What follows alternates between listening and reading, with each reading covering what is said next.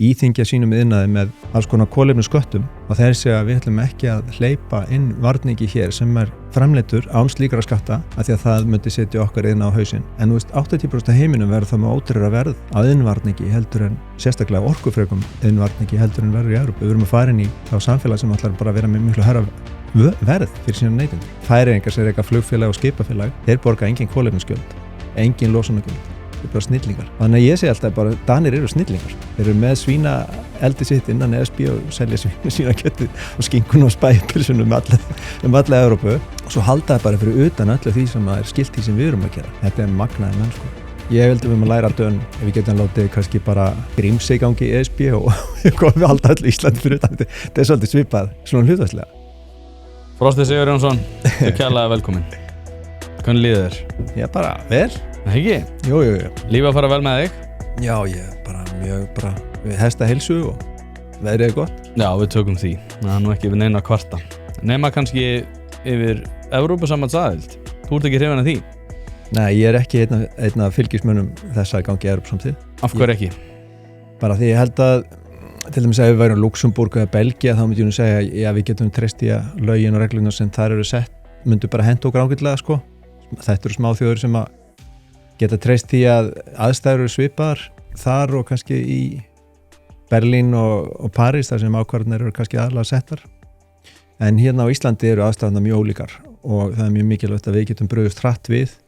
Það er breytast hratt okkar aðstæður og allt öðru sér heldur en á meginlandinu. Þannig að við þurfum bara að stýra okkur sjálf sko. Já, ég sko hefur náttúrulega lýst yfir að ég sé ekki hrifinn af aðild. Hef ekkert alltaf verið þar sko. Ég hef verið svona mjúkur forvitin gagnvart því að ganga í Evrópusambandið var þangað til fyrir mjög skömmu hrifinn af því að taka upp evru. Hef verið svona eftir ég fór að kíkja á þau mál og kíkti í evrupakkan að þá hef ég komist að þeirra niðurstöðu að það sé ekki endilega fýsilegt fyrir okkur að taka upp þann gjaldmiðil þrátt verið það að ég tel að annmarkar krónuna séu þannig að það gæti verið fýsilegt að huga að einhverjum öðrum miðli þó svo að það verði ekki evran en það þykir mér svona hvað við segja fjarlægt með við stöðuna bara stemminguna á Íslandi og fleira en ef við byrjum bara svona út af því að þú sko senast við tölum saman þá varstu að fjalla mitt von der Leyen og svolítið svona einkennilega þróun og þá sérstaklega með ETS-kerfið og svona sérkennilegar ákvarðanir Evrópusambandsins. En á eftir að taka svona í breiðum strókum af hverju þú ert ekki hrifinn af aðild. Hvað myndir þú segja? Já, fyrst og fremst þetta, ég held að hún hendi ekki Íslandi af því að það eru 450 milljón mann sem að Evrópusambandið þarf að hugsa sem eru á meginlandinu og ákvarðanir sem eru teknar af þessu sambandi hljóta miðast við þarfir þeirra. Okkar þarfir eru verulega frábrugðnar og við getum ekki þær þjóðir sem hafa gengið Evrópusambandið undanfarna áratugi hafa allar séð von að fá styrki og þetta eru fátækar þjóðir sem að þurfa stuðning og styrki og aðstofi að setja upp svona vestrænt lýðræðis þjóðfélag eftir að hafa verið lengi Austurríki eða eitthvað slíkt einhverju liti vanþróuríki og þau hafa ekki aðgang að innri markaðnum þannig að fyrir þau er mikill ávinningur í því að ganga í Evrópusambandið. En fyrir okkur þá höfum við aðgang að innri markaðnum, við erum í góðu samstarfi við Evrópu og líka við erum með fríverslunarsamninga með meira en 50 ríki í heiminum, en 70 með Evrópusambandsríkjunum, líklega eitthvað það.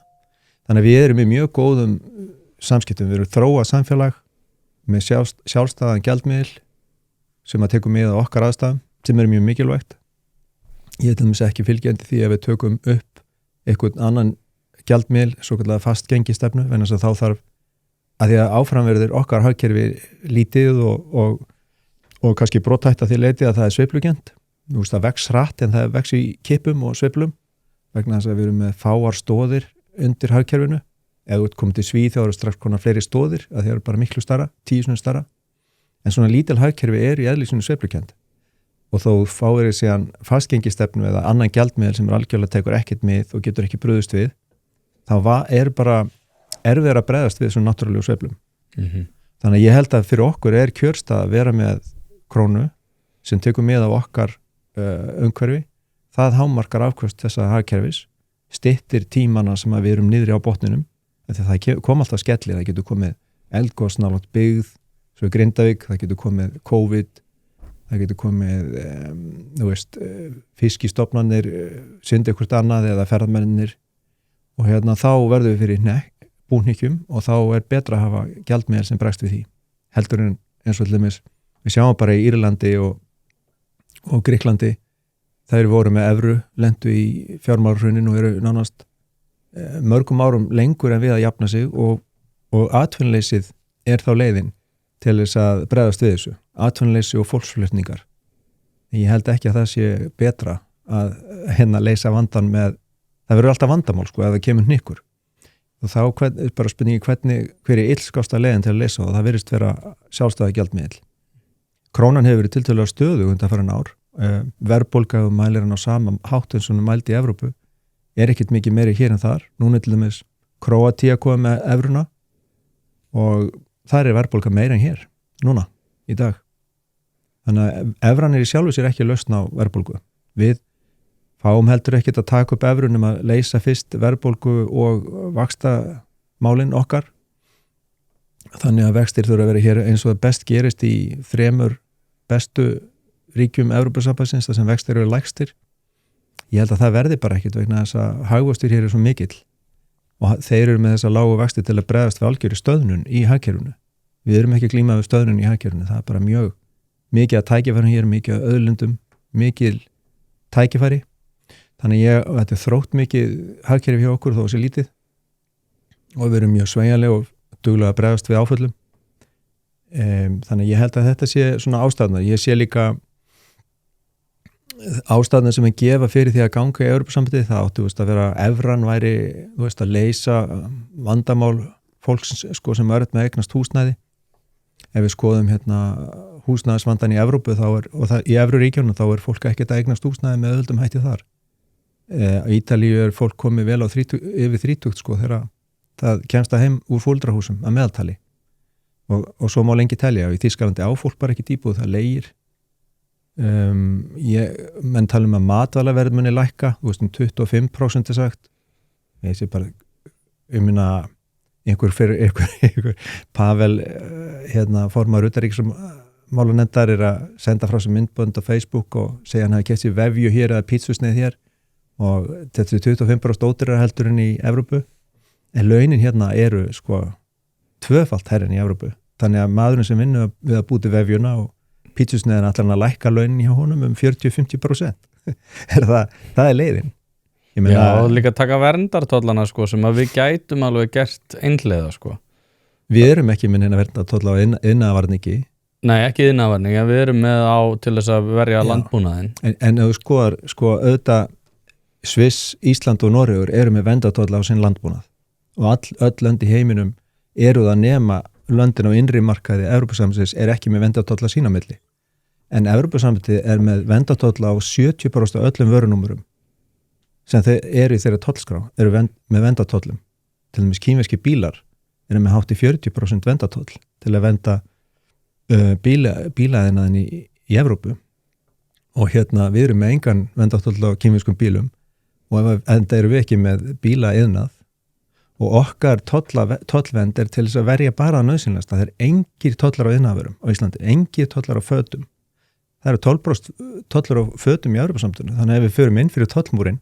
þá náttúrulega hækka þessi tollar fyrir okkar neytendur og annars þeir eru að setja upp þeir eru að setja kolefnistollamúr í kringum all Evrópu af því að þeir eru með svo mikið af þessum ETS-gjöldum og eru að íþyngja sínum iðnaði með alls konar kolefnisköttum og þeir segja að við ætlum ekki að hleypa inn varningi hér sem framleiddur án slíkra skatta af því að það myndi setja okkar inn á hausinn.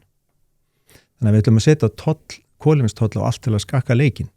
En 80% af heiminum verður það með ódýrara verð á iðnvarningi heldur en sérstaklega orkufrekum iðnvarningi heldur en verður í Evrópu. Við erum að fara inn í þá samfélag sem ætlar bara að vera með miklu hærra verð fyrir sína neytendur.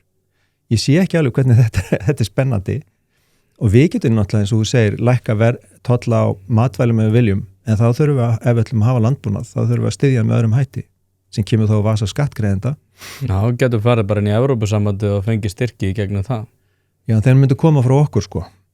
Vegna þess að við munum greiða alltaf meira til Evrópusambandsins, sem sagt árgjaldið til Evrópusambandsins reiknað sem hlutfall af þjóðatekjum og hér eru þjóðatekjur mann 2-falt hærri heldur en meðaltali í Evrópusambandinu. Þannig að við myndum raða okkur í hóp þeirra þjóða og við erum sú þjóð sem myndum borga hæst mest inn til sambandsins og fá minnst tilbaka hlutfallslega. Þessi þáttur í boði Þorgrímsson og Co. fyrirtæki sem að flestir í byggingabransanum þekkja vel og það ekki af ástæðu lausu. Ef þú ert í einhvers konar verkefni, hvort sem að það smá heimaverkefni eða stærri framkvæmdir, þá þetta einfaldlega staðurinn. Þeir eru með allt frá veggefnum og loftefnum yfir í gólf, klæðningar og alls konar sérhæfða lausnir sem að gera lífið þitt einfaldara. Ég hef sjálfur verslað við fyrirtæki gegnum tíðina einmitt til þess að finna lausn við hljóðeinangrun sem líka ástæðan fyrir því að hljóðvistin hjá mér eins góð og raun ber vitni. En það sem að kannski skiptir mestu máli að þegar þú rennur við í Ármúla 29 þá færð þú alvöru ráðgjöf, ekki bara einhverja vöru, heldur hjálp við að velja það sem rétt fyrir þig hverju sinni. Eins og segi, staðsettir í Ármúla 29 í Reykjavík en senda allt land. Mjög þægilegt, kíktu á thco.is eða thorco.is og skoðaðu úrvalið. Já, þetta var reyndar eitthvað sem að Pavel viðurkenndi núna fyrir ekki svo löngu. Já, það þarf ekki að viðurkenna, þetta bara stendur í þetta bara stendur í regluverkinu. Já, þeir geta ekkert neitað þessu. En svo við gerum okkur þetta örlítið erfiðara sko, út af því að neysinunni tala alltaf það það verið að færa löggjafa valdið úr landi og framkomda valdið að hluta og dómstólana að hluta og það sé verið í rauninni að beygja okkur svolítið í duftið og myndum bara lúta þessu gímaldi í Brussel. Og aftur á móti þá eru þannig mörg lönd eins og Danmörk og Svíþjóð og fleiri lönd sem að eru áþekkt því sem að við þekkjum og gangað vel. Og það svona skýtur skökku við fyrir fólki að þú segir að gjaldmiðli myndi ekki koma til með aðstoða okkur. Danska krónan tengd við krónun evruna fyrirgeðu. Og þá velta sumir fyrir sér byrju ef þetta svona hræðilegt, af hverju gengur þá Danmörku svona vel? Af hverju það þannig að hlutirnir virðast ekkert vera svona svona nærrum því átt að því sem að neysinunni segja? Já, Dönum gengur vel. Þeir eru með krónuna eins og þú segir í ERM2 kerfinu, það að segja að hún getur hreyfst innan vikmarka sem eru plus-minus 15%. Íslenska krónan hefur sveiflast innan slíkra vikmarka núna nokkur ár. Þannig að við höfum ekkert við með meiri gengisveiflu heldur en danska krónan ráði og svipa á norska krónan. Svíjar eru með sína sænsku krónu og vil ekki taka upp evruna. Þannig að menn vilja halda í þennan sveigjanleika sem gjaldmiðill gefur til þess að jafna sig fyrir eftir efnahagsáföll. Finnar hafa tekið upp evruna og þeim gengur einna verst og það atvinnuleysi mjög mikið og hagvöxtur mjög lítill. Og það eru fleiri skýringar á því heldur en bara evran. Þeir eru fyrir áfallið þeirra stríðið við Rússa og Úkraínu hófst og það var þessar viðskiptaþvinganir hófust, það skoðu finna mjög mikið. En þeir gátu ekki brugðust við með gengislækkun. Heldur eru að bregðast við með atvinnuleysi og í rauninni mjög litlum hagvexti. Þannig að þetta eru, síðan segir þú að Danir, þeim gengur vel, þeim gengur frábærlega. En það sem ég segi stundum að grínast með þú lítur allt danska konungsveldið. Það Danmörk, Grænland og Færeyjar. Það 80% af auðlindum Danmörkur utan Evrópusambandsins. Grænland gekk úr Evrópusambandinu beinlínis. Þannig að öll miðin og allir málmatnir og allt þetta hjá Færeyingum og mjög gríðarlega hafsvæði bara haldið fyrir utan regluverk Evrópusambandsins og það meirist að þannig að Færeyingar sem reka flugfélag og skipafélag þeir borga engin kolefnisgjöld, engin losunargjöld, þeir bara snillingar. Þannig að ég segi alltaf bara Danir eru snillingar sko. Þeir eru með svína eldi sitt innan ESB og selja svína kjötið og skinkun og spæpilsun alla Evrópu og eru mjög samkeppnishæfir í því. Og svo halda það bara fyrir utan öllu því sem skilt því sem við erum að gera. Þetta magnaði menn sko. Ég vildi við að læra Dönum. Ef við getum látið kannski bara Grímsey gangi í ESB og við halda allir Íslandi fyrir utan. Þetta svolítið svipað, svona hlutværslega. En svo, en þetta má líta, en ég segi sko við hefum bara verið mjög góðum við erum í frábærum viðskiptum við Evrópusamtið, við hefum bara verið áfram í því það er mikill munur þessum að tala með fullvaldið og framsal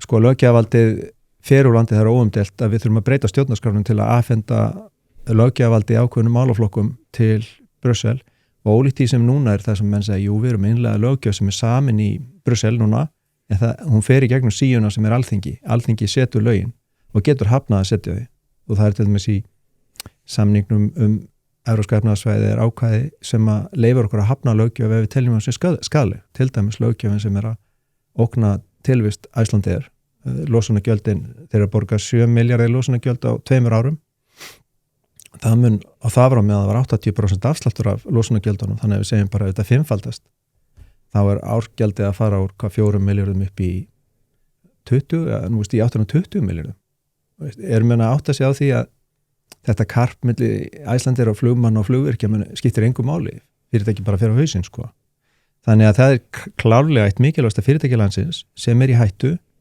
þetta er skaðleg löggjöf og nú eiga stjórnvöld á Íslandi bara að segja við ætlum að beita ákvæðinu í EES-samningnum sem er hanna til þess að koma í veg fyrir svona hluti og þetta er ákvæði sem er mjög mikilvægt til þess að halda lífi í samningnum og þá gætu viðbröð, þá segja mann já, hver vera viðbröð Evrópusambandsins það er takmarkað í samkomulaginu EES hvað þeir geta gert, þeir geta sagt þá segjum við bara upp öllu loftslags sko, kaplanum þá myndi ég segja bara bravo sko.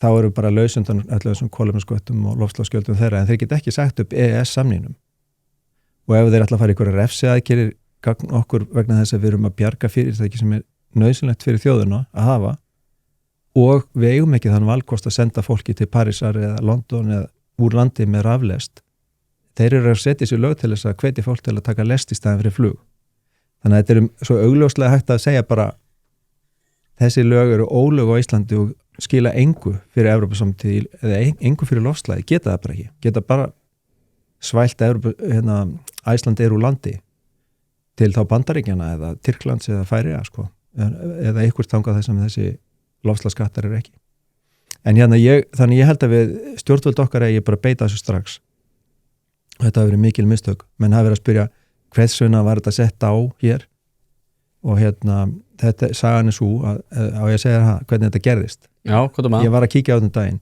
kíktir í pakkan kíkta á hvernig þetta atvikast að þessi losunargjöld komi hérna á það var þannig árið 2007 þá var það talið þá náði þetta loftslagsreglu bara við stóriði og mér myndi vera með í þessu til þess að vera innan til þess að fá ekki á sig eitthvað tolla á íslenskt álinn í Evrópusamtið þá bara vera með þetta líka hér og síðan árið 2012 þá er ákveð að bæta fluginu við þar eru mistöngin gerð það er sko ríkisstjórn Jóhannu eða samfélkingin sko kemur þessu á Já, Albert Jónsson hefur kvartað yfir þessu að við erum náttúrulega líka sögðumst alltaf ganga lengra og ætlum að vera leiðandi í loftslagsaðgerðum það má segja á heimsvísu. Árið 2012 þá eru þessi loftslagsmál alveg í einhver hámarki bara og allir eru bara vissir það að jörðin sig að fara á soðna og norður heimskauti að brána þú veist að það átti að vera íslaust bara árið 2012 en það er ekki ennþá verið íslaust en þannig að nú erum við að vera aðeins rólegri sko og að sjá að þetta er kannski ekki alveg svona og IPCC sem er loftslags deild Sameinuðu þjóðanna loftslagsmál og er að gera þessi líkun og skýrslur þeir eru búin að fella út tvær alvarlegustu sviðsmyndirnar segja bara það er algjörlega ólíklegar og það var kannski grundvillið þeirra sem enn voru að taka svona kostnaðarsamar ákvarðanir stjórnmálamenn sko en nú er búið að svona draga aðeins úr hættumerkjunum þannig að núna ef menn væri að skoða þetta í dag þá myndum menn ekki innlega þetta og þeir sjá hvað En af hverju byrju ég ætla að fá skjótin inn út af því að sko ég eins og ég fjallaði þá er ég að gera þætti núna þeir eru í bígerð Draghi-skýrsluna og okay. Draghi einfallega bendir bara það, hann er enda með svolítið sérstakar hugmyndir það hvernig að leysa þessi mál en óháð því þá er skýrslan góðra gæld að verða hvað varðar vandamálin en hérna og svo reyndar hef ég verið einmitt í vinslu við þessa þætti að fara yfir viðtöl við hann og hann með svona óraunhæfar hugmyndir Evrópu, ég veit ekki hvort það sé út af því að þú veist, svo ég sletti fasati þurfa að vera þannig að þegar sé allt í góðu sko, að þá hann með svona mjög einkennilegar hugmyndir og bjartsýni gagnvart því hvernig Evrópusamband að þróast sem einmitt svona mín helsta athugun það af hverju ég tel að aðild að Evrópusambandinu væri óskynsamleg fyrir Ísland bara að við erum núna að taka upp 15-20% á reiki hvað fólki nákvæmlega hvar sútala liggur sem að gefur okkur af regluverkinu þeirra sem að gefur okkur ágætis vísbendingu óskilvirkni á öðrum sviðum að við getum ekki einu sinni fengið þá tölu hversu mikið raunverulegt magn þeirra regluna sem við erum að taka upp í gegnum Evrópusambandið en Jú, það kom skýrsla út frá utanríkisráðuneytinu 2016 þar sem að fara yfir þetta og hvað það mikið, hver talan? Þá var það hlutfall af regluverkinu sem var innleitt þá á Íslandi á hverju ári var eitthvað kringum 16-17% minni mig þannig að þetta kannski núna mestalegi 16-17-20% það eru 160 blaðsíður af regluverki í Evrópusambandinu og hérna eflust 200.000 sko. Og þetta ástæðan fyrir því einmitt og þess vegna ég að setja dragi í samhengi við þetta því að þeir segja sjálfir að regluverki sé búið að sjá til þess að þeir séu ósamkeppnishæfir sérstaklega hvað var það náttúrulega ETS-kerfið sem að gera það algerlega ósamkeppnishæfa og þá erum við að spyrja hvort að við erum að fara að taka upp að fullu sama regluverk Já, það mun ekki auka samkeppnishæfni okkar sko. Nei, mér finnst þetta sko alveg óháð þessum fullveldispælingum, þessum evrupælingum, alveg óháð öllu þá finnst mér það vera sérkennilegasti þátturinn í þessu öllu. En þeir segja líka, þú veist, þeir sögðu í síðustu viðræðum þegar við vorum í viðræðum við á 2009-13 eða 12, þá var ábending frá þeim að við erum að stór auka stjórnsýslu okkar til þess að réði við regluverki og að framfylgja því og það hefur bara aukist síðan og að því að Draghi þarna að segja nú verðum við að fara að draga úr regluverkinu sem alveg hárrétt og öll samtök atvinnurekenda í Evrópusambandinu segja þeir eru að kæfa okkur, við getum ekki ráðið við þetta þá það alveg rétt en þetta væri þá 7. átakið til að draga úr regluverki frá því að ég byrjaði að fylgjast með Evrópusambandinu og það var alltaf byrjuð og já 1 inn, 2 út hefur heyrt það og eitthvað svona, þetta allt búið að vera í gangi hjá þeim en samt trátt fyrir það hugmyndir rekan þannig að þeir tekið svona slagorð og ætlaði að gera þetta og ég las náttúrulega þessa Draghi-skýrslu eins og þú og hún vel unnin að því leyti, hún greinir vandan mjög vel svo kemur að lausnunum og þá segir maður bara lausn nummer 1, meira ESB meiri samruni, minna frelsi fyrir atvinnulífið meira við forsjárhyggjan við ætlum að taka 800 milljarða evrur og setja í að styrkja það sem að Brussel telur sér vænlegt hversu líklegt það til að gangu? Jú, kæru hlustendur, hlaðvarpið í samstarfi við fyrirtæki sem að vilja gera hlutina almennilega og eitt af þeim að sjálfsögðu alvöru bón. Alveg eins og þetta hlaðvarp leitast við að auka viðnámsþrótt samfélagsins, eykur alvöru bón endingartíma bílsins með því að halda honum hreinum og fínum. Hringið í síma 588-0705 eða sendið á alvörubón@alvörubón.is. Nú ef þú vilt einfalda þetta fyrir þér enn frekar þá kíkirðu bara á staðinn að Viðarhöfða 2A og lætur fagmenn sjá að bíllinn þinn sé hæfur til þess að vera séður á götunum. Hlaðvarpið í samstarfi við Happy Hydrate en eins og ég hef nefnt áður þá nota ég bæði steinefni og kreatín daglega og þau gera lífið betra. Og nú komin nýjung þar sem að þú getur notað afsláttarkóðan 1 pæling til þess að fá 25% afslátt þú skráir því í áskrift og frían brúsa með. Svo 15% afsláttur hvern mánuð eftir það. Þetta sjálfsögðu steinliggur ef þú ert að nota þetta á annað borð en einnig tilvalið tækifærið fyrir þá sem að vilja prófa og ég lofa ykkur að þið munið ekki sjá eftir því. Steinefni gera daginn einfallega betri og með því að nýta þennan afsláttarkóða ertu að sjálfsögðu að styðja við það að ég búi til þetta efni. happyhydrate.is skráið ykkur í áskrift. Já og líka sko út af því að við erum að tala að við myndum græða svo mikið á því út af fyrir lítil að það var eitt mjög sérkennilegt að núna þegar að ESB telur sem svo að þeir séu búin að leysa Ungverja vandamálið sem að var það að þeir væri ekki að lúta lausið við Orbán lausið við Orbán og fyrst það sem að von der Leyen kemur fram og segir við þurfum að læra þessu að smærri ríki get ekki haft svona mikil áhrif innan Evrópusambandsins Já, þeir ætla að afnema neitunarvald í einum málaflokki viðbót. Það er náttúrulega að vera að taka út neitunarvald einstakar bara ríkja. Það var náttúrulega upphæfið þegar tollabandalega var stofnað. Það hafði öll ríki neitunarvald í öllum málum. Og svo eftir því sem að fjölga í ríkjunum og sérstaklega eftir tóku inn heila súpu af ríkjum frá fyrrum austurtjaldsríkjunum, þá ákvað þetta gengur ekki að því að þá verður þetta svo mikið, tekur svo langur tíma að taka ákvarðanir og jafnvel tekst ekki og verður mikið hrossakaup. Eitt lítið ríki kannski getur bara staðið upp í hárun á Þýskalandi, það gengur ekki og ára ólýðræðislegt í sjálfu sér að veist að eitthvað bara sem áríkin sem Malta getur bara stoppað eitthvað mál sem er mjög mikilvægt. Þannig að þeir augljóslega að taka þetta bara út og næsta málaflokkur er utanríkismál þar sem að ríkin hafa haft neitunarvald utanríkis- og varnarmálum. Nú voru það tekið af næst. Það er ekki búið að því en þeir ætla að gera það. Það er líka annað sem þeir að velta fyrir sér það er að búa til nýjan hóp innan Evrópusambandsins sem að núna eru 27 ríki, kannski 9 ríki tækju sér saman sem eru viljug til þess að ganga enn lengra í samþjöppunum eða búið til hálfgerð bandaríki. Hinn væru þá bara aðeins fyrir utan, sem er ekki tilbúin í það og það er ákvæði í samningunum Lissabonsáttmála sem leyfir þetta einhverjum 9 ríkjum að taka sér saman hraðari samruna. Er það á ríki í ríkinu? Það er þið ríki í ríkinu. Já.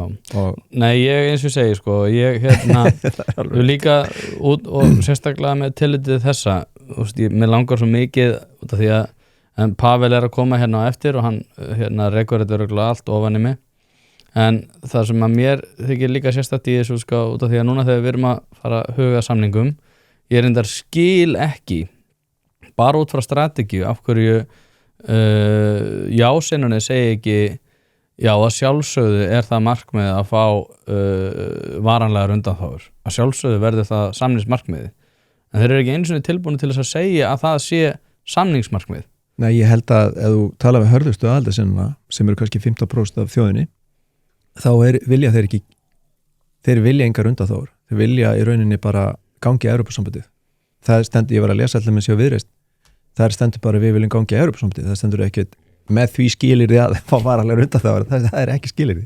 Þeir bara hafa í mörg ár vilja ganga inn og vera hluti af þessu og ég veit ekki af hverju það er, þeir hafa gert sér ykkur hugmyndur að það væri betra líf og ég er bara ekki sammála því en ég held að sé bara heiðalegt fyrir þá og ég veit að sumir segja það, ég tel að Ísland þurfi engar varanlegar undanþágur, ég hef heyrt þá segja á suma, það finnst mér bara heiðalegt. Og síðan eru mjög stór hluti Íslendingar sem segja við erum til í að skoða þetta en þá þurfum við varanlegan undanþágur því að við viljum að sjálfsögðu stýra og taka ákvarðanir fiskimiðin okkar og annað slíkt.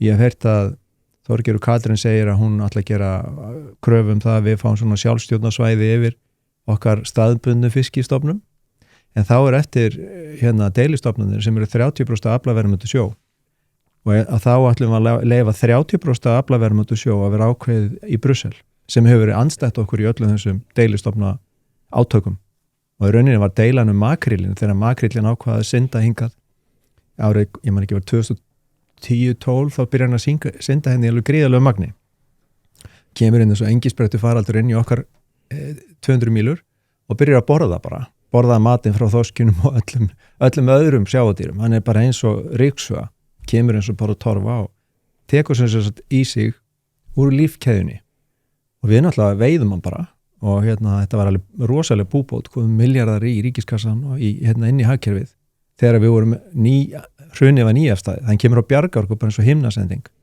þá vildi bara ESB banna okkur að veiða hann og sagði þetta er bara makrill sem er að synda úr okkur ESB hafi yfir til ykkar og við viljum deila þetta eðlilega en ég var á því að við ættum bara að veiða hann því að hann væri bara að borða hér og fita sig þess vegna ættum við bara fullan rétt á þessu hann myndi vinka til þess veið á síld í staðinn af því að hún fær þá minna að borða. Þetta er alls konar pælingar og þeir eru alls ekki með sömu hagsmuni við í þessu. Þeir eru bara með þverju öfuga hagsmuni og Írar lentu því núna nýlega að þeir höfðu haft sáttmála í mörg ár, 20 ár, þar sem að þegar þeir tóku upp sameiginlegu fiskveiðistefnuna þá höfðu þeir efasemtur að það væri skynsamlegt af því að þetta var mjög mikilvægt fyrir mjög mikið að litlum byggðarlögum á Írlandi að geta veitt makríl og hélt lífin í þessum byggðarlögum og þeir segja að við verðum þá að fá það tryggingu að við fáum, eða verður skertur makrílkvótinn af Brussel að þá fáum við samt allt eitthvað ákveðum minimum sem fyrir ekki niður fyrir. Það er þetta lífsmark sem þarf að halda okkar byggðum. Já, hafið engar áhyggjur. Allir skrifindi þetta. Svo bara núna nýlega, bara núna á þessu ári, það ákveða bara ykkur 4-5 stóra þjóðir að þeir nenna þess ekki. Þeir vilja líka veða þennan makril sem að það var mikill niðurskurður á kvótanum og hversu nættu Írara alltaf að vera stikkfrí í því, sko.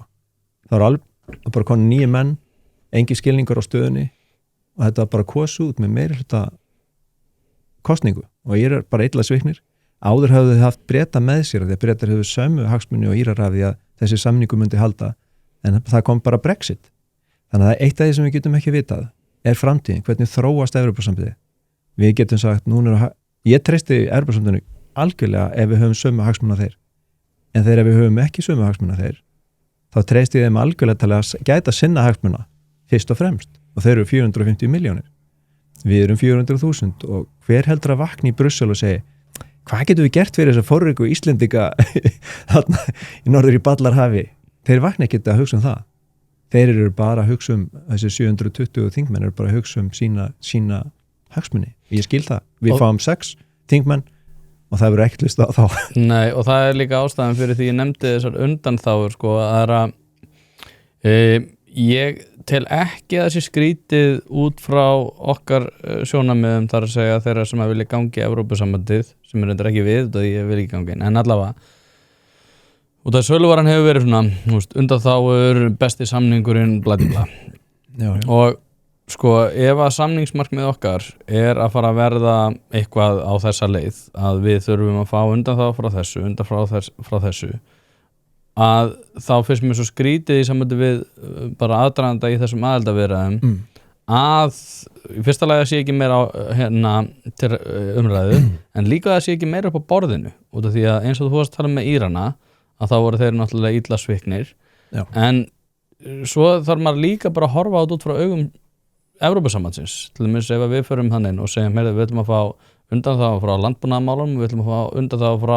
sjávarútvegsstefnunni Þorgerður Katrín getur komið hérna heim með plagg og sagt bara, við fáum bara undanþágu frá hérna flestu og þetta er stofnsáttmáli og það má ekki samkvæmt Lissabon hérna ákvæðanum og það má ekki vera að hreyfa við því þannig að þetta verður bara allt upp á 10 og þá þarf maður að horfa út frá sjónarmiðum Evrópusambandsins eru þeir að fara að koma til Spánverja, Portugala, Frakka, Íra 27 þjóðir sem 27 þjóðir en ég er aðra að tala svona þá sem eru kannski eitthvað í sjávarútvegi en þarna hafa allir neitunarvald líka lönd sem eru ekki sjávarútvegi en punkturinn minn er sá að Evrópusambandið er að fara að segja við þá Ísland hérna 400 sem ára þjóð fekk þessar undanþágur og Spánverjar koma og Portugalar og Írar við ekki að skoða þetta eitthvað fyrir okkur nei þetta er bara fyrir Íslendinga og séu 10 aðra þjóðir núna sem eru raunverulega áskættir eingöngu í Evrópusambandið og þær munu sjá þarna fyrirmynd af alveg fullt af varalegum undanþágum bara við getum tróðan og þá þarf maður líka að horfa til þess þetta er ekki að fara að gera nei, en ég skil líka alveg Evrópusambandið það er punkturinn minn og það því að líka að hafa nei-sinnunni fara aðeins fyrir brjóstu af mér í sambandi við svona þetta er alveg hræðilegt, þeir eru ömurlega manneskjur og eitthvað þannig nei, það segir það ekki nei, ekki þú, en ég er að segja, sumir eru bara þannig það er alltaf einhverjir en ég er að segja að punkturinn minn er sá að það er alveg eðlilegt að Evrópusambandið geti ekki verið að grafa undan eigin stóðum til þess að fá okkur inn. Nei, það sem þetta gengur út á er allt sé samræmt og það sé ekki mikið undan þá og það halda þeim í algjöru lágmarki. Og nú þessar þjóður sem eru raunverulega umsóknaríki, Úkraína og fleiri ríki, þetta er allt fátæk ríki sem að sjá sér hagið í að koma að inn, efnahagslegan hag. Það er meira sem búið að gera þá tillögu að í aðildarsamningi þeirra komið fram að þau hafi ekki neitunarvald í neinum málum sko. Þau munu koma inn og fái ekkert neitunarvald, það er nýtt sko.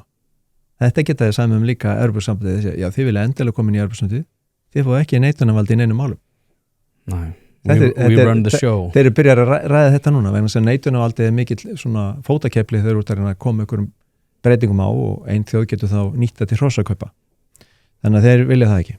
Og það að við fáum ykkur að silkihanska meðferðarna er mögulega sko, þá er Evrópusambandið, það sér náttúrulega að staða okkar hérna í norðurhöfum og allar þessi efnahagslögsaga sem Ísland hefur og mögulega olía á drekasvæðinu, þetta er gríðalegu fengur en ég held samt að við séum ekki gullgæsin, heldur séð að Noregur og þegar ef þið ná Íslandin þá líklega að Noregur komi og það gullgæsin sko. Orkan og oljan, fiskurinn, þetta allt miklu meira en hér og bara öflugt hernaðarveldi Noregur sko. Að meðan hérna, sem að mun líka borga mikið með sér sko, inn í Evrópusambandið og þeir leynt og ljóst stefna þessu, það eru til skýrslur frá Evrópuþinginu og alls konar hugveitum í Evrópu sem að tala að þetta sé skynsamleg stefna fyrir Evrópusambandið að ná þessum, ná tangarhaldi á þessum norðurhöfum, á þessum norðursvæði. Þannig að þeir eru kannski til í að leggja mikið á sig til þess að fá okkur inn og koma með alls konar fagurgala og undanþágur, þó að séu ekki endilega varanlegar, þá verða eitthvað til þess að ná þeim sem eru óvissir yfir á sitt band og þeir ætla að beita sér hérna núna í aðdraganda þjóðaratkvæðagreiðslunni að hafa áhrif á kjósendur. Það finnst mér alveg óhugulegt sko. Hlaðvarpið í samstarfi við fiskhúsið.is.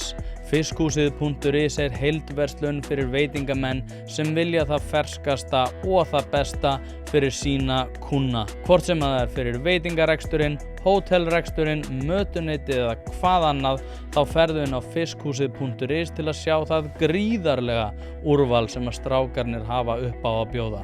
Ef að þú vilt hið ferskasta og hið besta, þá gerir þetta sjálfsögðu almennilega, ferðin á fiskhúsið.is. Það ekki til sú spurning sem að strákarnir hafa ekki svarið við, þannig enn og aftur fiskhúsið.is til að fá ferskasta og besta fiskinn á landinu. Já, Rúfa með fréttum í gær, þeir voru að vara við því að erlend öfl myndi koma til með að hafa áhrif á þessa kosningar. Ég meina, Rúfur að hleypa ráðherrum. Ég heldur ekki að þeir hafa verið að meina það þannig, en ég sagði nú í djóki, ég sagði ég hef líka miklar áhyggjur af því að erlend öfl fara að hafa áhrif á þessa kosningar. Til dæmis við tökum ekki, við í heimsinn, við höfum ekki séð nein erlend öfl reynt að hafa áhrif nema Evrópusambandið. Þannig við sjáum bara að þeir eru bara fullu hérna og ætla að leggja mikið lið Evrópuhreyfingunni og ríkisstjórninni í því að samfara kjósendur. Mér finnst þetta mjög viðkvæmt þetta lýðræði hjá okkur að því að við erum fámenn og þessar hreyfingar og svo Evrópuhreyfingin og heimsín eru bara litlar og lítið fjármagn og allt sjálfboðaliðar.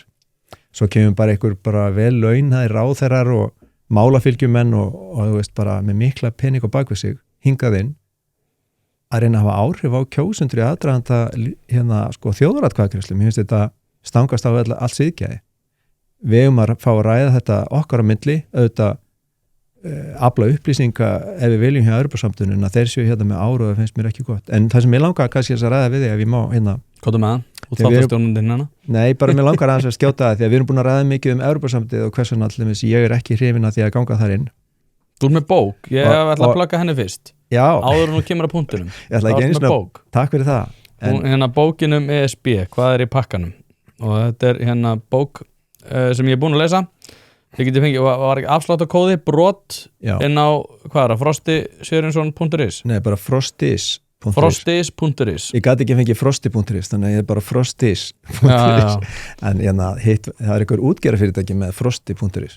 Aha. Já, en ef með googla bara bókin ESB Bókin ESB, já. En út af því ég gleymi svo oft þegar ég ætla að vera að nefna eitthvað þá gleymi ég þá eftir þáttinn. Þannig ég er með reglu núna, alltaf því ég man eftir einhverju þá skýti ég strax inn. Já, en afsláttarkóðin BROT, brot, og þá fáum við 1000 kall afsláttabókinni og hún fjallar ekki það hvort að við að ganga að inn eða ekki. Hún fjallar bara Evrópusambandið, stöðu þess.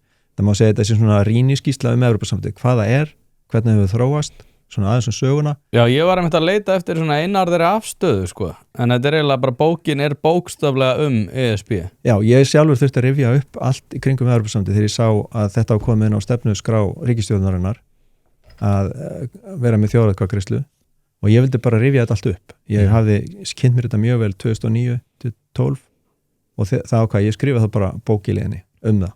Já, og ég reyndi að hafa hana, þú veist bara, það engu logið þarna, þetta bara rök.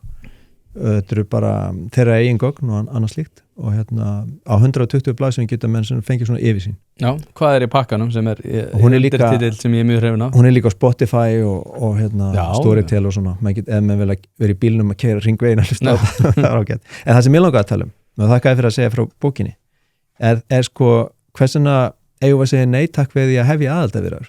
Það pínu öðruvísi heldur en að vera á móti Evrópusambandinu. Mjög meira hluti Íslendingar á móti því að gangi í Evrópusambandið og 30% Íslendingarna eru bara mjög harðir á móti því, en samt mjög líklegt að einhverju sér til í kíkja í pakkan sko, eru forvitnir og vilja þess að segja kannski já við aðildarviðræðum. En ég með nokkur rök fyrir því hversum við ættum að segja nei við aðildarviðræðum. Og það fyrsta lagi þá sko, það bara segja nei takk að því að við viljum ekki gangi í Evrópusambandið, það svona rökrétt, það bara alveg rökrétt og heimilt og lýðræðislegt og gerir það. Ekki vera að fara að karpa og gera kaupsamning hús sem þú allar ekki að flytja inn í og allar aldrei að kaupa. Það bara betra að gera það ekki. Það sóun á þínum tíma og líka seljandans. Og líka því að, myndi ég segja nei takk að því að þetta getur ekki leitt til ávinnings. Ég meina, Evrópusambandið í djúpum vanda eins og Draghi skýrslan sýnir meðan við erum land tækifæranna og ekkert nema við erum efst á lífskjaralista Sameinuðu þjóðanna, við erum í 15. sæti yfir samkynningshæfi þjóða í heiminum á meðan Evrópa að meðaltali í 35. sæti. Þetta samkvæmt greiningu frá spænska háskólanum EMD sem bara mjög virt samkeppnisgreining og það verið að meta sko verðmætasköpun, lífsgæði, velferð og við erum í 15. sæti í heiminum. Við getum ekki sótt neitt af þessu til Evrópusambandsins. Segjum líka nei takk við milljarða sóuna því að bara mat ríkisstjórnar og sjálfstæðar muni kosti hátt í 2 milljarða, tæpa 2 milljarða sem örugglega vanmat og þá ekki verið að taka vinnu og allar þessar sjálfboðaliða og hagsmunasamtaka og atvinnulífsins við að lýsa því hvern hafa ágjör að þessu og senda inn umsagnir og annað slíkt. Og segjum líka nei takk við óvissu. Ég held að fólk átti sig ekki á því að ef að þarna verið að stíga skref í átt að gjörbreyttri regluverki á Íslandi. Gjörbreyttu tollaumhverfi sem þýðir að til dæmis ef þú verður að rækta matvæli á Íslandi, egg eða svín eða kjúkling eða nautakjöt, þá getur bara beðið með fjárfestingar. Sama þú ætlar að tæknivæða fiskvinnslunina, þú býður bara með það, þetta verður skýrt, þetta bara fer allt á lóðbent og hausinn. Ég ekki að grínast. Það verður engin ekki að framleiðslu á Íslandi. Það engin að fara að bjarga, þetta verður bara, það verður ekki hægt að halda þessu gangandi. Þannig að það líka biðstæð, ég myndi segja svona nei við þessu limbói gagnvart öðrum ríkjum. Þegar við settum inn aðildarumsóknina 2009, þá voru viðræður þegar komnar í gang við Kína fríverslunarsamning. Það eru Kína sögðu bara, tali bara við okkur, þeir eru búin að ákveða okkur sko. Við ætlum ekki að eyða neinum tími þetta meir. Og hann var ekki klárað fyrir eftir að viðræðum var slitið. Og til dæmis ef við myndum vilja gera fríverslunarsamning við Bandaríkin sem náttúrulega væri gríðarlegur hapafengur fyrir okkur. Þá bara, þeir myndu bara segja, tali við okkur, þeir eru hættir í þessu rugli og það eru 2 ár af limbói gagnvart því að efla fríverslun okkar við aðra þjóðir. Við erum með fríverslunarsamning við Kína sem að til dæmis Evrópusambandið ekki með, ég vildi bara lauma það að allur tollastrúktúr Evrópusambandsins miðað við þarfir þeirra, ekki Ísland sem kemur seint inn í myndina og við þurfum allt öðru sér tollvernd heldur en til dæmis þýski iðnaðurinn. Við erum ekki neina bílaframleiðslu, við erum bara að reyna að venda okkar norræna heimskautalandbúnað svo að við þurfum ekki að styrkja hann með ríkistyrkjum og allt slíkt og við viljum að við haldum matvælaöryggi í landinu og svona, en þetta svona þessi biðstæð sem kemur og segjum síðan bara nei við rangri forgangsröð leið og þetta verður forgangsmál ríkisstjórnarinnar þá mun annað sitja á hakanum, sama hvað þeir segja. Þetta mjög erfitt og þungt ferli fyrir ráðuneytin að svara 16.000 spurningum sem koma frá Evrópusambandinu og útskýra hvernig við ætlum að fylla regluverkið. Þetta ekki gert með annari hendinni og það annað munum þurfa að bíða með hann. Og svo vil líka segja nei takk við þessu óljósa umboði sem verið að veita utanríkisráðherra. Það var miklu skýrara þarna 2009, þá setti þingið skýrar rauða línur sem að mátti ekki fara yfir í samningunum. Og það að upplýsa þingið jafn óðum. Þegar ef að þjóðin segir já núna, þá það bara umboð. Já, ég líka skjóta einu inn í út af því ég veit að það eru fleiri punktar. Þetta sko, ég sammála einhverjum af þessum punktum en ég meðist þessi sérstaklega mikilvægur og það líka ástæðan fyrir því til að neyja sig óumflýjanlegt þetta því að þetta umboð verður veitt þessum utanríkisráðherra og þessari ríkisstjórn sem að þýðir það að þessi ríkisstjórn sem búin að lofa því að ætla að taka á efnahagsmálunum og það hefur ekki tekist þjóðin mun aldrei veita henni umboð og það annað sem bara svo í skjótinni að líka mikilvægur punktur í sambandi við umboðið að Og mér finnst þetta líka ástæðan fyrir því að ég myndi segja nei í upphafi án þess að sjá nokkurn aðildarsamning. Vanalega þá færi það í taugunar á mér að ég væri ekki að sjá hverju ég var að neita og við allar aðrar aðstæður þá var ég að segja, heyrðu, nei, ég ætla að segja já núna til að sjá hvað er í gangi og ég bara er nægilega klár til þess að taka afstöðu til þess. Hins vegar held ég að það sem að muni koma svo í kjölfarið og því hvort við myndum segja nei við þessum samningi eða ekki væri að þessi svona hugmynd oft stjórnmálamanna sem að kæmi þá í kjölfari sem væri sko, en við erum búin að eyða svo miklu tími í þetta. Við erum búin að vera hérna, við ætlum að fara að segja við Evrópusambandið núna eftir 2 ár að aðildarviðræðum að við ætlum svo ekki að taka því. Og þeir kannski búin að teygja sig eins langt og lengur en við fengum þetta og þetta og svo kemur líka alls konar svona og þeir ætla að skoða þetta svo fara kannski fílu sko ef við okkur ef við segjum nei. Já. Ég held nefnilega annað í þessu er að hérna hvernig samningunni liti út þá, og segjum að hann væri bara nokkuð áhugaverður þá getur við bara sagt að þetta er sneiðmynd að Evrópusambandur eins og er í dag. Það er bara fullir ferð í þróun. Ef þú ert með stjörnu í rúðinni eða þarft að fara gegnum einhvers konar bílrúðu athugun þá ferðu að sjálfsögðu á polsen.is. Ég prófaði þetta sjálfur, var með stjörnu í rúðinni og fekk bílinn eftir örskamma stund og málið dautt. Ofan á það að veita úrvalsþjónustu í þeim efnum getur þú einnig fundið hið ýmsa á vefverslun þar sem bæði eru seldir varahlutir, ljósabúnaður, ferðavörur fyrir bílinn, reiðhjólavörur, smurefni og margt fleira. Þannig að ef þú ert að drolla við viðhaldið eða bílrúðuskiptin þá mæli ég bara með því að þú hættir því, farir hann á polsen.is og letir klára málið í dag. Og það tekur ekki út hinn punktinn sem er samkeppnishæfnin sem kemur fram í drækjaskýrslunni og þeir eru á rangri leið að mínu mati og ég hef talað við forstjóra annarra fyrirtækja og þeirra sem hafa verið að stýra fyrirtækjum út í heimi sem að segja bara að Evrópusambandið er ekki að laga þetta með sínum áformum það hvernig þeir telja að laga þetta. Þannig að það tekur ekki út punktinn sem er minn aðal afstaða sem er bara að þeir vera með ósamkeppnishæft regluverk sem við þyrftum að taka upp á fullu. Svo er einn lokapunkturinn hjá mér sem er þessi og ég held að hann sé kannski stór fyrir marga. Hann er þannig sko að mörgum finnst þetta bara drepleiðilegt sko og í ágúst ef þú vilt ljúka málinu þá segir þú nei, ef þú vilt halda því áfram og gera þetta ennþá leiðilegra að því að þá fyrst harnar baráttan sko. Þá fyrst byrjar baráttan það að segja nei og já í þeirri seinni. Þannig að þá verða heitapottanir heitir sko og fermingaveislunar erfiðar og mann skiptast þær í 2 horn og það verði ekki bara vegan og kjötætur heldur líka ESB-sinnar og ekki ESB-sinnar. Þetta verður bara margklofið samfélag og í langan tíma en þetta mun taka meira en 18 mánuði. Þetta tekur út allt kjörtímabil þessar ríkisstjórnar og þetta verður bara hávaðar yfirildi. Við munum náttúrulega vera bara málefnulega og halda fyrir að skýra málega rólega og yfir en ég óttast að þetta verði bara mjög leiðilegt sko í langan tíma og síðan hérna, mér langar að gera annað, mér langar að byggja upp fyrirtæki, mér langar að vinna landsins gagn og nauðsynjum, ekki vera að deila að kljúfa þjóðun upp í 2 fylkingar í þessu máli. Ef hins vegar menn segja bara nei, þá eru stríðsóknin grafin, máli verður ekkert skoðað fyrir að hérna, þjóðinu augljóslega áhuga sem aðhjald og meiri hluti fyrir því að ganga þarna inn, meiri hluti á þingi og einhverju flokkar sem hafa að tala fyrir Evrópusambandsaðild, vinna stór sigur, þá auðvitað verður farið í svona vegferð. En núna er það 15% flokkur sem fekk þetta fram í samningi við stjórnarmyndun að draga þjóðina í þessa þjóðaratkvæðagreiðslu án þess að væri raunverulegur áhuga á þjóðinni, án þess að vera raunverulegt meiri hluti á þinginu. Ég held að þessi tímasóðan fyrir þjóðina og líka fyrir ESB og við ættum ekki að gera þeim þetta. Sástu eldhúsdagsumræður í gær?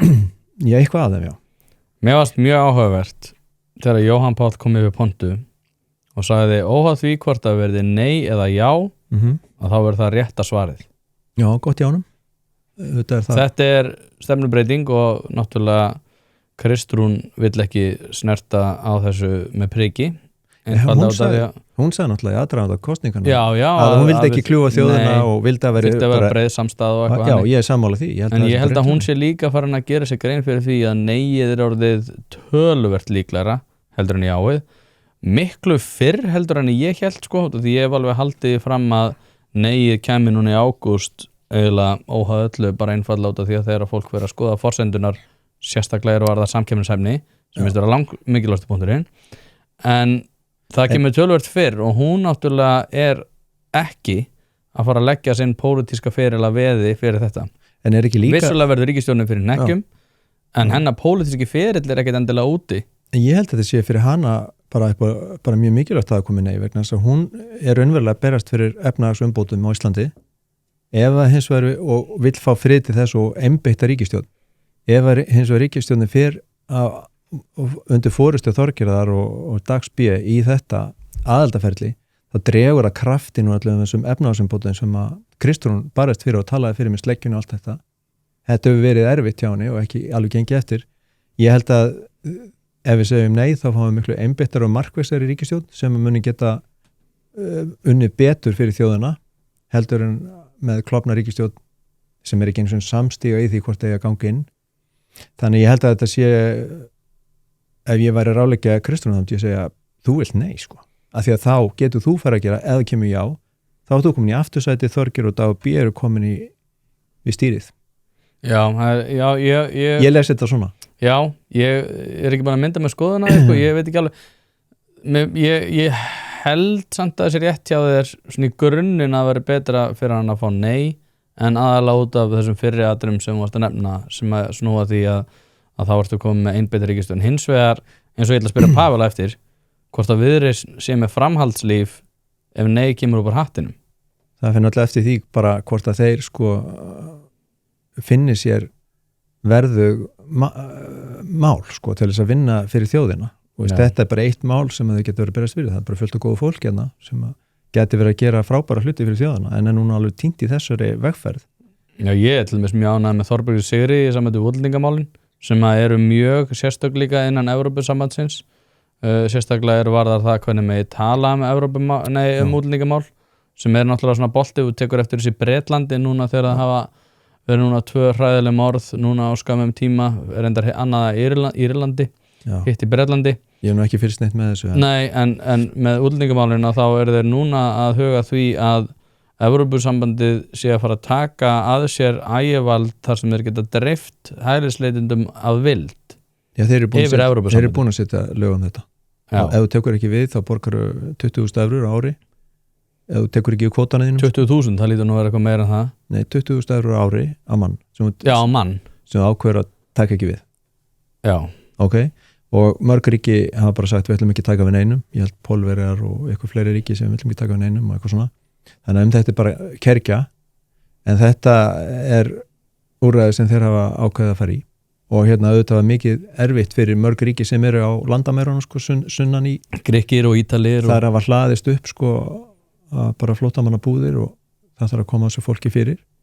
Þú veist, þetta er bara mjög erfitt vandamál, þetta er eitt af þessum stóru vandamál sem við fjallum í bókinni. Þú veist, það er flóttamannavandinn, það er skuldavandinn, lífeyris snjóhengjan sko. Það er engin lausn á því. Lausnin sem ég held að verði farið í það að búa til sameiginleg fjármál fyrir þessi ríki sem eru í þessum vanda og síðan að prenta evrur og leysa þetta með verðbólgu. Og það er svolítið áhugavert að Alþjóðagjaldeyrissjóðurinn spáir meiri verðbólgu á evrusvæðinu heldur en á Íslandi árið 2028.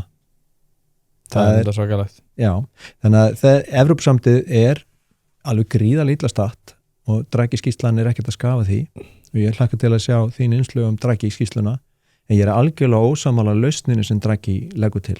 Já, vegna þess að hún er meiri miðstýring, meiri forræðishyggja, þú veist, að ykkur er embættismenni að leysa þetta mál. Það frumkvæðilegar verða að fá frelsi til þess að finna út það sem á að gera en á sama tíma er Evrópusambandið bara að setja reglur gervigreind, reglur þetta og regluverkið er nýþungt og það gengur mjög hægt að vinda ofan á því og hérna við getum ekki leyst þessi vandamál Evrópusambandsins, þeir geta varla sjálfur, þau eru við það að vera óleysanlega sérstaklega og horfir á lífeyrisvandan sem að ég hef, menn segja réttilega að þú veist, lífeyrissjóðin er ekki sameiginlegir í Evrópusambandinu og okkur alveg óvægt inni með okkar lífeyrissjóði.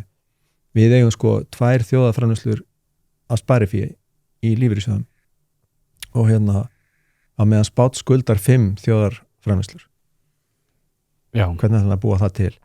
Vinnandi fólki fyrir fækandi, gamlu fólki fyrir fjölgandi, en þess að fólksfækkun er vandamál. Já, ég held að meðalaldur til þess að Ítalíu séu eitthvað kringum 43 ára við erum í 36,1 senast þegar ég skoða, ætla þessi ekki aðeins farið upp, hvað svona 36,5 eitthvað svoleiðis, en svo þetta öldrun þjóðar náttúrulega eitthvað sem allir viðurkenna til sinnan heilbrigðiskerfisins, að sé langstærsti vandi vestræna ríkja, hvernig þeir ætla að grípa þann bolta, að tala að tækni úrlausnir séu fyrir hendi, við sáum núna í fréttum RÚV núna, hvað fyrir örfáum dögum þar sem að einhverjar vélar eru farnar að dreifa kaffi og annað og ég hugsa með mér, ok, það frábær umleysun en þetta samt umönnunastarf og í þessari gervigreinda byltingu þá talað það að umönnunastarf munu koma til með að verða enn mikilvægari og eru skriðþungin á þeim meiri þar að segja hvað varðar það að ganga samningsborðum laun og fleira og þetta mun leysast töluvert síðar.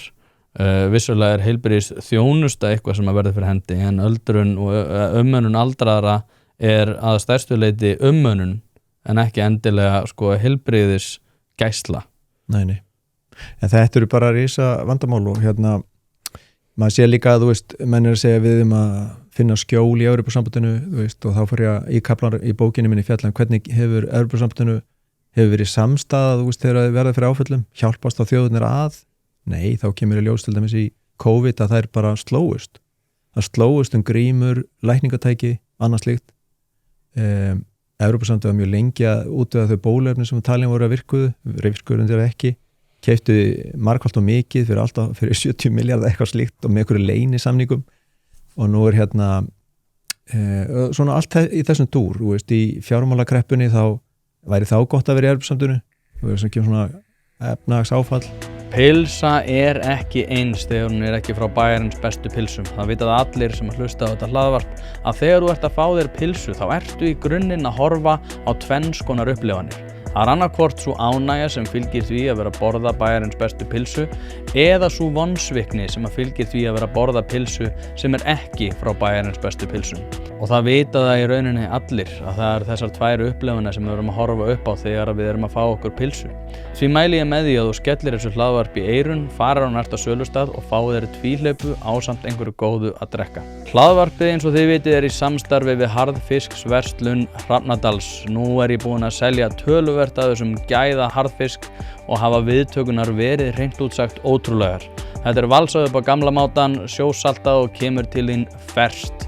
Nú býð ég bæði upp á ísu og steinbít sem að kemur á roðinu alveg eins og þú vilt hafa hann, þurrkaðan að sjálfsögðu í vestfirsku fjallalofti og eins og ég segi viðbröðin hafa verið vonum framar þannig að ég þarf ekki einu sinni að vera í neinni væntingastjórnun. Sendu e-mail á hrafnadalur@proton.me en hlekkin og verðupplýsingar má einnig finna í lýsingu á þessum þætti.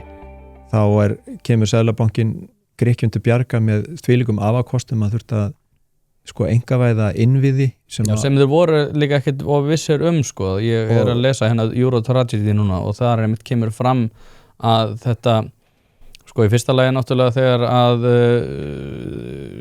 Frakkar og Þjóðverjar árið 2003 brjóta svona viðmið Seðlabankans skulda eða viðskiptahalla. Já, með minnir að hafa verið viðskiptahalli. Það eru sektir við því að þeir þurftu ekki að borga að þeir eru svo stóri. Já, þeir eru svo stóri þeir vítóðu sektirnar sögðu bara, nei, við erum ekki að vera að borga hennar sektir fyrir það að hafa brotin regluna og þá var trúverðuleikin orðin svo lélegur gagnvart evrunni og svo gerist þetta aftur náttúrulega 2008 og sérstaklega gagnvart Grikkjum en það sem var sérstakt við þá krísu var einmitt að þá var ekki þetta ægivald Frakka og Þjóðverja undir þar sem að þeir gátu bara, sagt bara nei, við borgum ekki hennar sektir en með Grikkina að þá, og það ég fjallaði í bókinni að hafi verið svona mesti hnekkurinn fyrir evruna út af því að trúverðuleikin datt svo langt umfram út af því að þá verður bara, þá verður bara alltaf prentaður peningurinn á kerfi til þess að laga stöðuna. Og það verður alltaf gert. Já, en þeir voru með efasemdir gagnvart því að bjarga Grikkjum En þegar kemur að því að bjarga svo lífrið svo smáli, snjóhengjunni, sem eru margar þjóðarframleiðslur, þá segir það verða prentaðar evrur. Og þá viljum við ekki vera í evrunni Það verður bara kaupmáttur okkar gjaldmiðil sem ef að verja þá aðra mun rýrna til þess að bjarga einhverjum skuldsetningu á Spáni einhverjum ellismellum á Spáni vegna þess að það ekki hægt pólitískt að segja fólk þið fáið helmingi lægri lífeyri en þeir töldu ykkur eiga að fá, að þegar við getum ekki borga meira, þá verður bara ræjat svo kveikt í bílum og allt verður brjálað, en þú segir hérna lífeyrin ykkar en hann er bara helmingi minni kaupmáttur. Eins og frakkanir gera náttúrulega þegar þeir eru eitthvað að breyta samöndu við lífeyri skuldbindingar eða annað, þá fara þær alltaf út og gera allt brjálað. Já, og þegar hér var lífeyri sjóð skuldbindingar hækkaður úr 12% í hvað var 15,5% held ég. Það var ekkert neitt pirraðar yfir því. Já, þegar þú leggur inn sko, að það sem þú leggur fram á launum þínum. Já, það er ansið mikið og ég held að það sé kannski full mikið. En við erum með alveg rosalega aðra stöðu og til dæmis eitt sem að fólk tók ekki eftir árið Ísland hefur verið mjög skuldug þjóð og eitthvað svona í gegnum tíðina, var að byggja upp innvið og brýr og vegi og fátæk og lítil þjóð, hefur efnast mjög hratt og núna árið 2016 þá vorum rosalega tímamót sem að enginn tók eftir, þá hættum við að vera skuldarar í heiminum og urðum fjárfestar. Það er að segja við eigum meira af eignum utan Íslands heldur en við skuldum utan Íslands. Þetta fannst mér mjög merkilegt, ég var í bankaráði Seðlabankans á þessum tíma og við bara allir en það heyrðist ekkert út í bæ og nú halda allir að Ísland verði áfram jafn asnalega ekki sem ekki asnalega ekki heldur bara jafn skuldugt og vextir jafn háir eins og voru í fortíðinni og verðbólga, óðaverðbólga, allt þetta sem er búin að gangi í gegnum, það er ekki framtíðarmyndinni. Þegar nú höfum við efni á að takast á við skellanum öðrum hætti. Við erum moldrík þjóð og erum að verða ríkar og ríkari ár hvert og við ættum að gæta því að ekki bara gæta fullveldinu heldur, það er mikilvægt fyrir okkur að geta stýrt okkur sjálf út af því að við erum orðin meðal ríkustu þjóða og það er alveg ljóst að ef við gangum í Evrópusambandið þá erum við að ganga í bandalag með mjög fátækum þjóðum sem þurfa mikla aðstoð og það er bara eitt af grundvallar prinsipum Evrópusambandsins að jafna leikinn. Það þarf að jafna lífskjörin á Evrópusvæðinu og það er sú von sem rekur fátækur ríkin til að sækja aðild. Svo er annar mál sem að því við erum búin að tala um að hvernig staðan er hérna í Evrópu er að nú eru þetta tollabandalag og hefur reitt alla sína í vörnum sinu reitt sig á NATO og Bandaríkin í raun og veru náið varnarsamband þar á milli og Bandaríkin eru margar herstöðar í Evrópusambandslöndum, til dæmis í Þýskalandi og nú hafa þeir séð að þeir þurfa, Trump hefur bara sagt að þeir þurfa líka að borgi þessu, við getum ekki bara gert þetta allt fyrir ykkur, fara nú að vígbúast og þeir hafa ákveðið að gera þetta en til þess að réttlæta öll þau útgjöld og lántökur sem að ég heldur að taka 800 milljarða evra að láni og sameiginlega og síðan að beita því kaupa bæði vopn af Bandaríkjamönnum og síðan líka að efla hergagnaframleiðslu Þýskalands og iðnaðarins.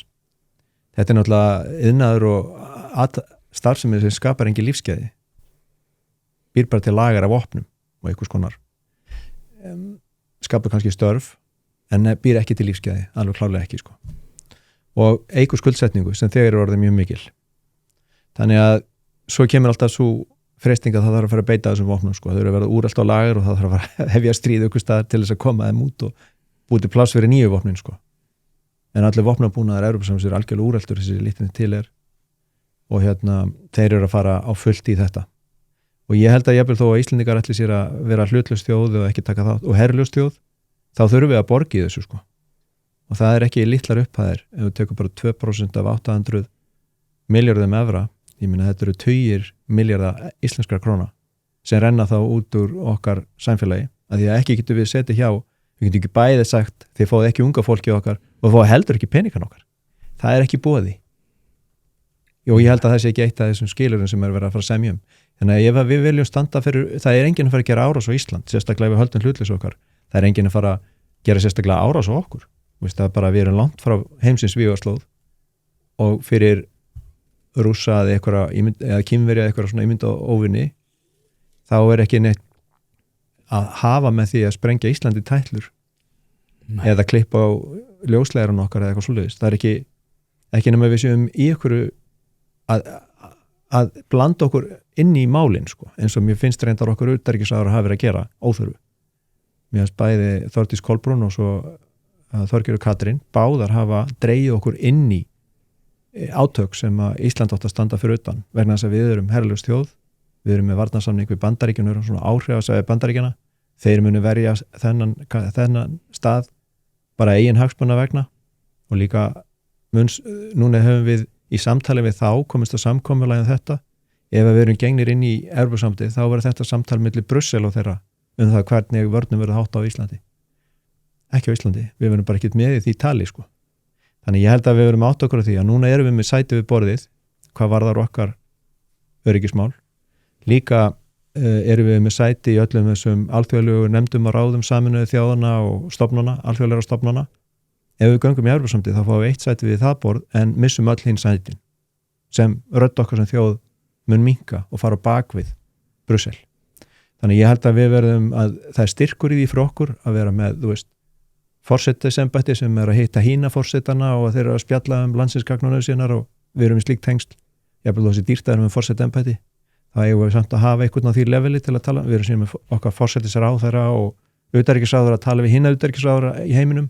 Við erum í alls konar alþjóðastofnunum. Ef við eigum að setja okkar lög sjálf, við eigum að hafa okkar æðsta dómstól hér og framkvæmdavaldi hér og ekki láta úr landi löggjafarvald, framkvæmdavald og dómsvald í stórum málaflokkum vegna þess að það hraðinn í ákvörðunum í Brussel hann verður alltaf lítill fyrir okkur við þurfum að geta brugðist hratt við þannig tökumst við á við þessar náttúrulegu sveiflur sem við búum við og ég treysti því bara betur að fólk sem býr hér og veist, það þarf ekki að vera sammála það býr hér og skilur aðstæðunar hérna og við treystum því að það hafi sömu hagsmuni af því að Íslandi gangi vel eins og okkur sem búum hér. Ég get ekki ætlast til þess að einhverju fólki sem býr í Brussel. Hlaðvarpið í samstarfi við heitirpottar.is hvort sem þið vantar saltvatnspott, hitaveitupott, kaldan pott, sánuklefa eða hvað eina í heita pottinn þá ferð þú inn á heitirpottar.is og lætur græja þig. Þjónusta og uppsetningum all land og nú jafnvel hægt að fá sér smíðaðan sánuklefa þar sem að þú færð sánuna nákvæmlega eins og þú vilt hafa hana. Það ekki hægt að setja verðmið á heilsuna eða samverustund með fjölskyldunni og því mikilvægt að huga að báðu og það nákvæmlega það sem að heitirpottar.is auðvelda þér að gera. Hvort sem þú ert að endurnýja gamla pottinn eða gera þetta frá grunni þá getur þú sendt skilaboð á netinu eða bara einfaldlega kíkt í verslunina að Fossalsi 13 en þar opið alla virka daga milli 10 og 17 og á laugardögum milli 10 og 14. Ekki drolla við þetta, þú veist að þið langar í heitan pott og sánu heimtíðin, heitirpottar.is græja þetta fyrir þig. Nei, mér finnst það líka að vera eitt svona... Þetta mikil smælst allavega. Já, ég veit það ekki, ég hef hérna verið að velta fyrir mér sko orðinu traust, kannski endum á því bara. Já. Og sem að mér finnst svolítið sérstætt sko er að hérna... Treystið þú ekki þjóðinni? Jú, ég er nú að djóka með þess að ég treysti þjóðinni til að segja nei. Já, ég treysti þetta. En sko, því að það er alltaf verið svona... Og þetta er í svona ákveðnum svona öryggisvæðingar þróun alveg sama að þú tekur þess að dystopíur og fleira það sem fjallaði mitt orðið traust sko að þú að treysta stóra bróður að treysta þessum og ég einhvern veginn sko þú veist það er ekki það að ég treysti ekki Evrópusambandinu en mér langar ekkert að setja mig í þá stöðu að ég þurfi nauðsynlega að treysta Evrópusambandinu og það er það sem að mér veist aldrei dottið svona upp fyrir í þessari umræðu er bara út af því að við erum komin í þessa stöðu og svo er sagt hérna og Sigmundur Davíð að hræða þjóðina og við erum að gangi í Evrópusambandið út af því að hér geti bara að fara einhver stríð sem að geti hérna skollið á og sástu Grænland og fleira þannig að einhvern veginn verið að hræða okkur með því og hérna en þetta með traustið er svo sérstætt út af því að við eigum að þurfa að treysta stjórnmálamönnum í sem minnsta mæli það er að segja ekki að treysta þeim ekki heldur að vera ekkert alltaf að setja fólk í þá stöðu að þú þurfir að reiða þig á sko heiðvirta stjórnmálamenn og heiðvirt Evrópusamband. Fattar þú hvað ég er að tala um? Já, ég skil þetta. Ég held að þetta trust but verify er alltaf mjög gott. Já. Að sko, þú treystir fólki til að gera þetta vel en við skulum segja fylgjast bara vel með og hérna ekki treysta í blindni og hérna treystum síðan fólki til að gæta hagsmuna sem eru ríkir, til dæmis í erlendum og í samskiptum við aðra þjóðir. Skulum bara treysta þeim til að gæta sinna hagsmuna. En við skulum gæta okkar hagsmuna. Já. Ekki vera að ímynda okkur að við getum treystin til að gæta okkar hagsmuna. Þeir munu bara gæta sinna hagsmuna. Þetta er bara svona. Og við séum líka þegar harnar á dalnum eins og í COVID þegar þjóðverjar og hérna pólverjar fyrir að berjast lækningatæki sko. Þetta eru þjóðir í samstarfi þegar það hentar en þegar það hentar ekki þá er þetta þá eru þjóðverjar ekki pólverjar og pólverjar ekki þjóðverjar og það ekki slæmt við það. Mér þykir mjög vænt þessar þjóðir allar og þær hafa allar sín sérkenni og ég dáist að því. Við höfum líka okkar sérkenni og mér finnst það skemmtilegt og ég vil að pláneta sé full af sérkennilegum þjóðum og það gerir hana miklu skemmtilegri og þessi viðleitni við að gera alltaf einu menningarsamfélagi þessum allt í blandi. Mér finnst það þá það bara eins og að vera bara ein tegund af blómi. Þú veist, ég vil bara hafa fjölbreytilegan. Mér finnst það svo skemmtilegt að fara heiminn. Mér finnst leiðilegt þegar ég kem í miðbæurgin og það eru alla sömu búðirnar í öllum bæjanum. Það sem áður voru sérkennilega búðir. Maður getur ennþá farið til Marokkó og fundið sérkennilega búðir. Eitthvað kalla búa til eitthvað jafnadót. Núna er bara Hennes og Mauritz í öllum miðbæjum Evrópu. Það er bara glatað, sko. Já, ég er ekki á móti Hennes og Mauritz, en mér finnst bara hún mætti bara auðvitað í Danmörku eða eitthvað og svo bara gaman að koma á þangað. En mér finnst þetta árið þessi rosalega einsleini, mér finnst boring. Þreytandi. George Ritzer kallaði þetta McDonaldization. Já, það sem að væri svona ákveðin þráhyggja oft stjórnlindisafla að gera alla eins. Þetta er svo hagkvæmt. Já, þú veist, það er svo skilvirt, sko. Það er svo skilvirt. Það er náttúrulega eitthvað sem ég fjalla náttúrulega í hérna. Ég meðan einhverstaðarinn Aldous Huxley Brave New World, sko. Þess að sakna ég miðbæjarins í Reykjavík sem ég fannst vera íslenskur, sem er núna orðin svona Hennes og Mauritz og eitthvað svona. Já, með ljótum húsum. Já. Og við höfum risa landsbanka þegar við þurftum ekki á hann að halda. Já, og Stuðlabergi utan á hann flott, það bara er lárétt, mjög óíslenskt eitthvað. Mér finnst það bara ljótt. Þetta er minningar að hrun bankana, þeir svona haft svona lárétt Stuðlabergi. Herru Frosti, hann Pavel er að mæta eftir 4 mínútur. Já, er ekki best að við þurfum að ljúka þessu. Við þurfum að klára þetta. Ég þakka bara fyrir spjallið. Já, bara takk fyrir mig leiðis. Gaman að ræða þetta. Það er náttúrulega, sko, það er stutt í þetta en samt langt. Við kannski gerum þetta aftur. Höfum kannski einhvern með þig sem er hlindur þessu. En segjum allan að nei takk í ágúst. Já. Ég geri það. Já, ég ætla að gera það líka. En ég aftur á móti er tilbúin að breyta skoðun ef ég fæ nægilega samfærandi rök. En aftur á móti á ég erfitt með að finna þau. Þess vegna var ég var pínuð pirraður, sko, þetta ég ætlaði að vera rosa reynda RÚV gerir þetta ekki, þeir eru ekki að taka alla hliðar, en ég ætlaði að vera meira að þrengja þér. En þú reynir að snúa Pavel? Já, mögulega, eða hann mér. Fáum hann til að segja nei. Kannski kemur þú næst og þá hjóla ég í þig hérna. Þetta var geggjuð hugmynd allan tíman. Ok. Við sjáum til. Kraftaverk geta ekki. Frosti Sigurjónsson, takk aðeinslega fyrir að koma og þannig næst. Takk.